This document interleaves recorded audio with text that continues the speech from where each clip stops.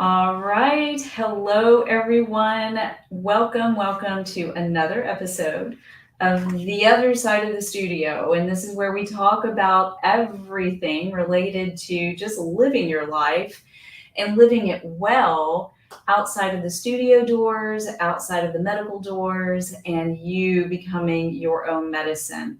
Okay, so I have been beyond excited for weeks and weeks now because we've had this scheduled now for weeks about our guest today. And it's around a topic that I am all too familiar with, both inside the studio doors, but also personally. And I am so excited to welcome Ingrid Harm-Ernandes. She is a physical therapist, and man, is she. She has been a physical therapist for over 38 years, and then she's been specializing in women's health for over 26 years. And she has been on the board, correct, Ingrid, with Duke Women's Health, or physical therapy, and an amazing mentor to all of the women there who are going through the physical therapy training. And it's in an area that we need to get real about because we don't talk about it. And we all have a pelvic floor, you guys. We all have it. So welcome, Ingrid. I am so excited about our conversation today.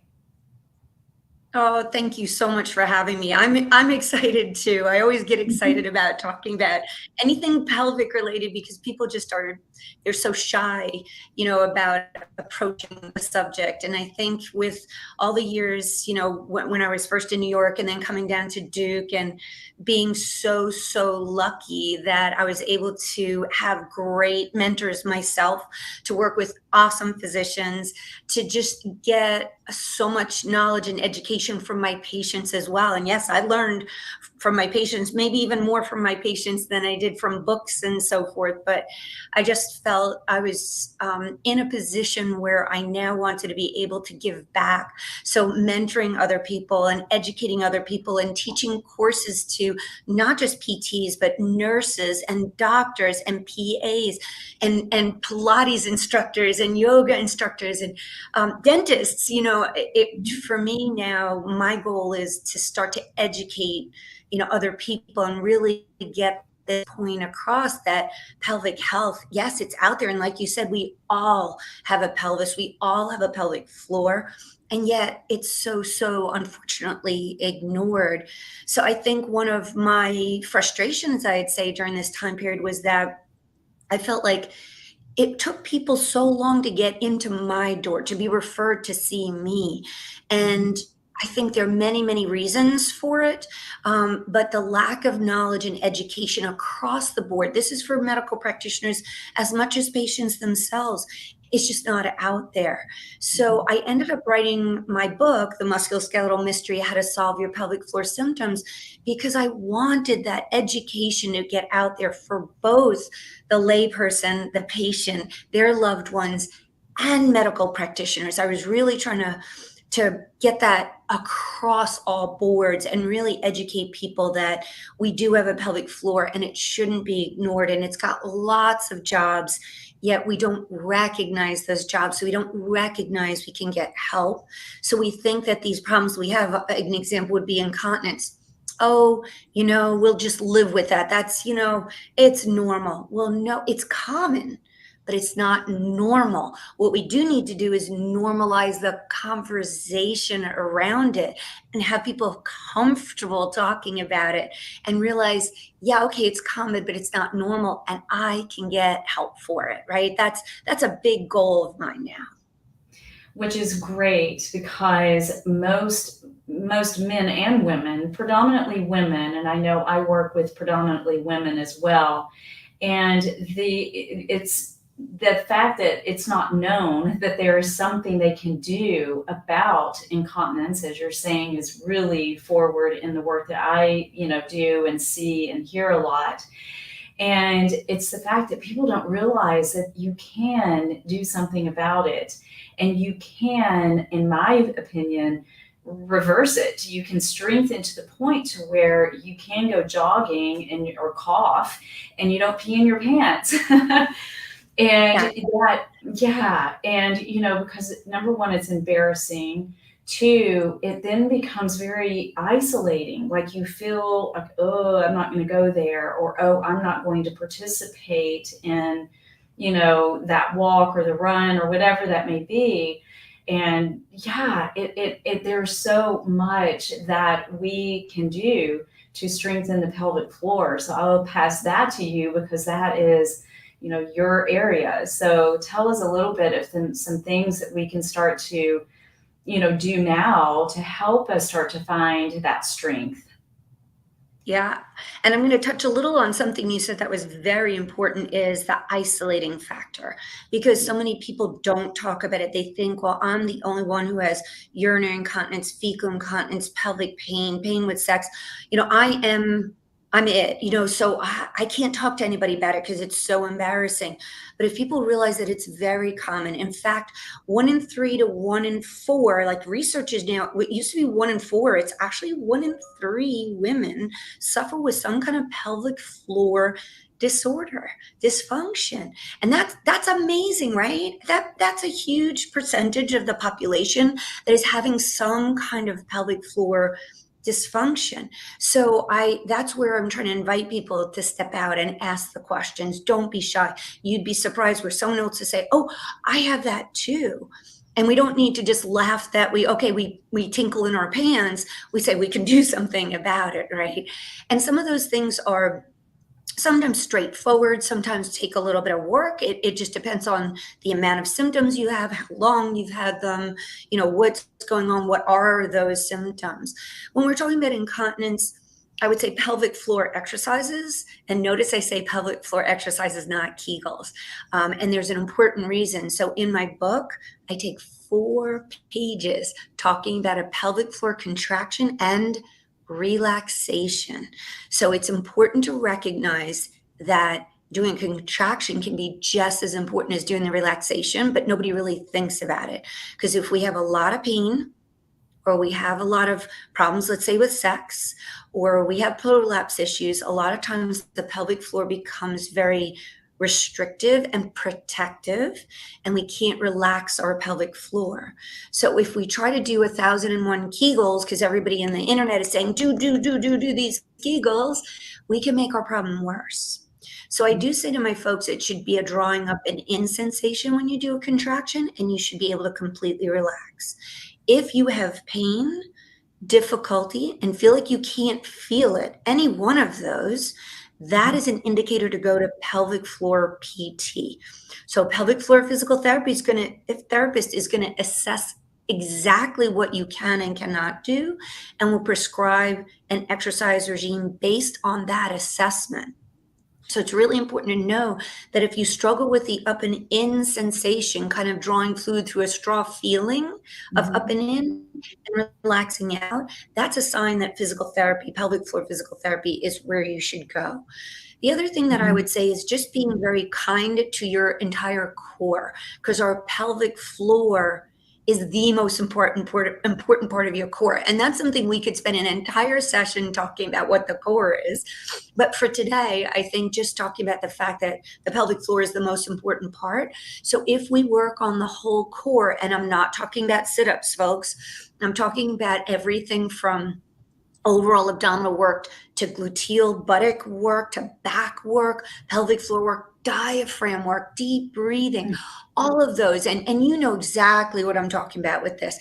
That kind of core work helps support the pelvic floor and vice versa. So doing a proper workout with someone guiding you, I think, can make a world difference for your pelvic floor as well. And then I'd say maybe if we talk about one other thing, it would be how to deal with stress, because stress has a huge impact on our pelvic floor and how it functions, right? So if we're talking about big world things, what I would say is those 3 things are things to think about to get yourself started on that road to helping your pelvic floor out.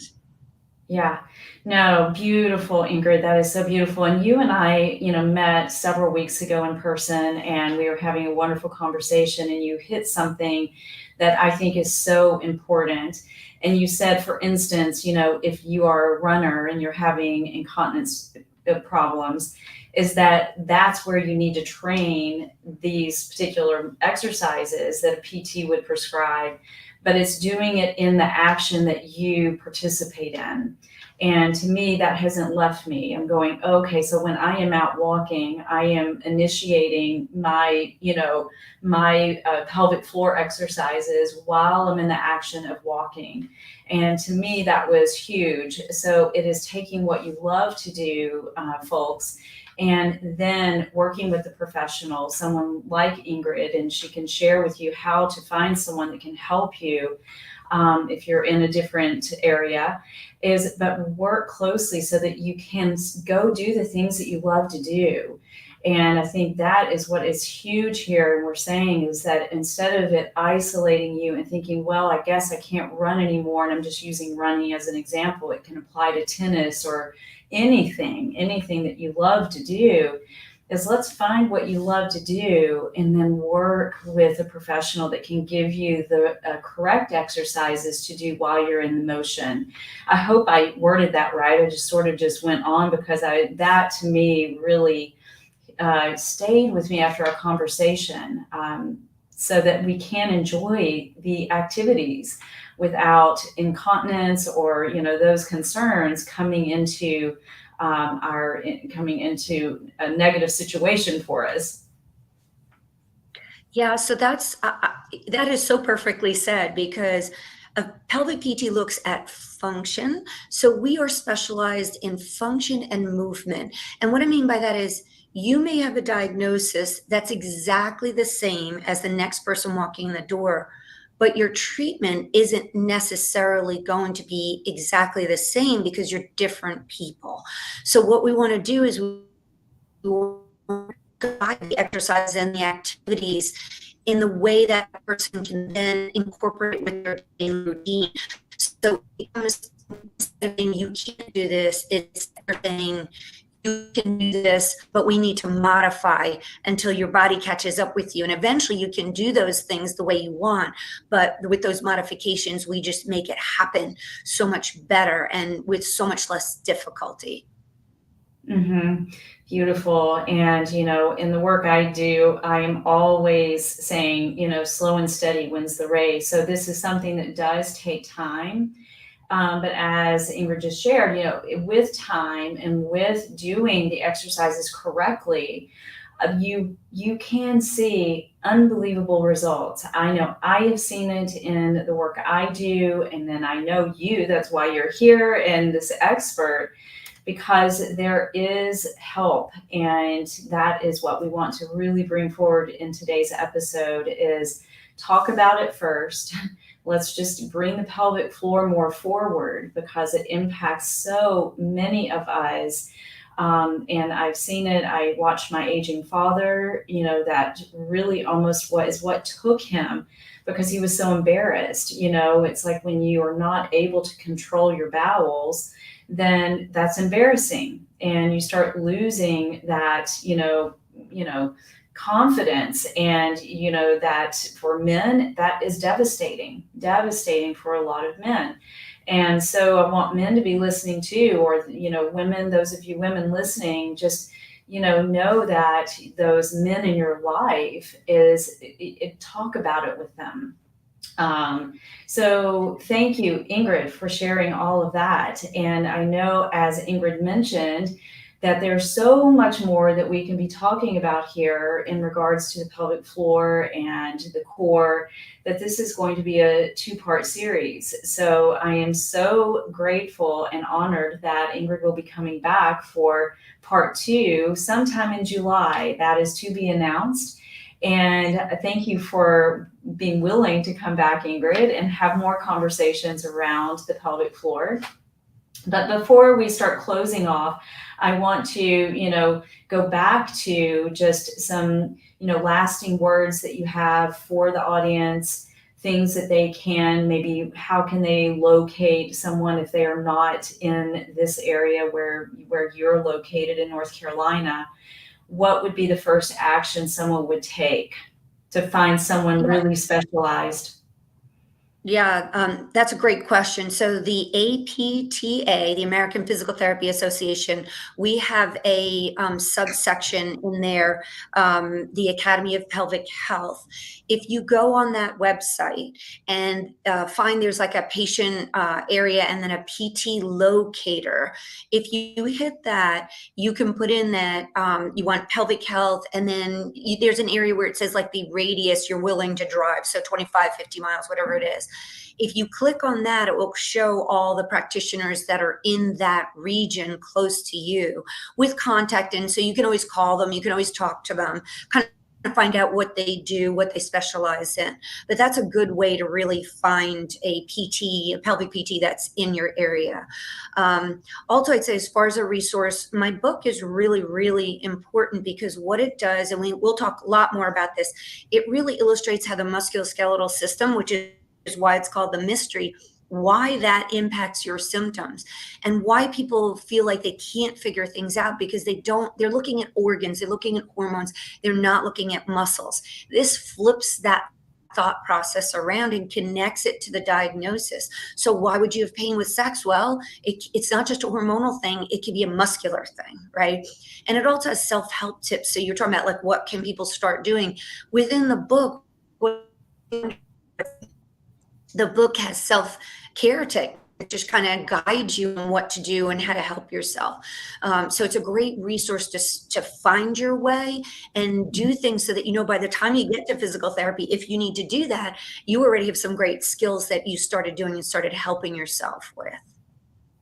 That is fantastic. Now, do you have virtual sessions? Do you consult with anyone virtually? I no longer do clinical work. I have moved completely to educational work. So that's where I was mentioning I do educational sessions for all. And I've had groups, I've had book reading groups, and like I said, dentists and so forth that just ask me to come and do a talk and a book signing. I've been at libraries. You would be amazed the different venues. I mean, seriously, I say to people, if you've got a group that just has a common interest in something, I'm going to be doing one for business women coming up shortly, that really is dedicated. You know, they're business women of all sorts, but they all have pelvises.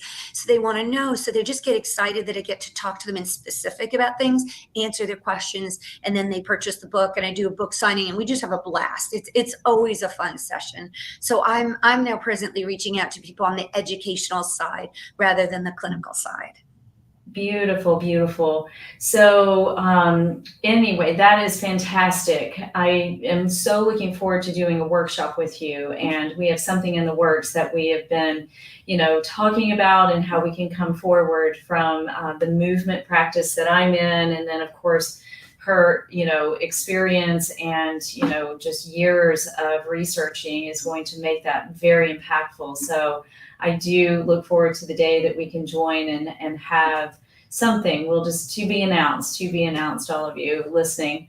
So I am grateful, so grateful to have you here with the other side of the studio today.